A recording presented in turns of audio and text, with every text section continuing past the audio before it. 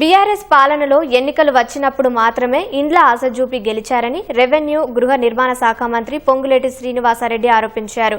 గెలిచిన తర్వాత వాటిని విస్మరించి ప్రజలను మోసం చేసిందన్నారు. యాదాద్రి భువనగిరి జిల్లా తుర్కపల్లి మండలం వాసాలమరి గ్రామంలో మంత్రి పర్యటించారు.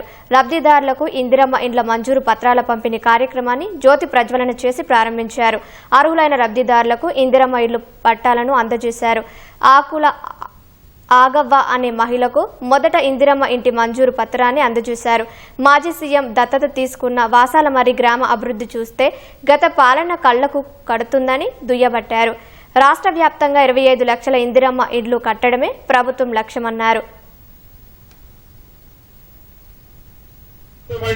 ఇందిరమ్మ ఇల్లు అనే విధంగా ఆనాటి ఉమ్మడి ఆంధ్రప్రదేశ్ లో ఇప్పుడున్న తెలంగాణ రాష్ట్రంలో సుమారు 24 లక్షల ఇళ్లు కట్టిన ప్రభుత్వం మన ఇందిరమ్మ ప్రభుత్వం.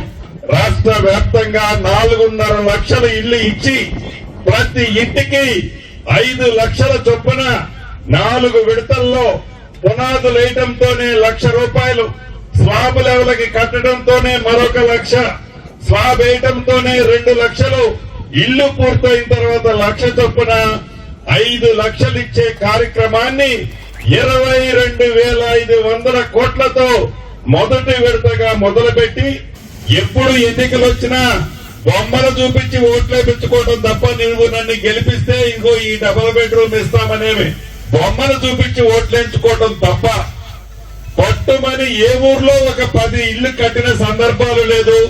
ఒక 10 మంది పేదవాళ్లకు ఉపయోగపడ్డ కార్యక్రమం ఆనాటి ప్రభుత్వం చేయాల.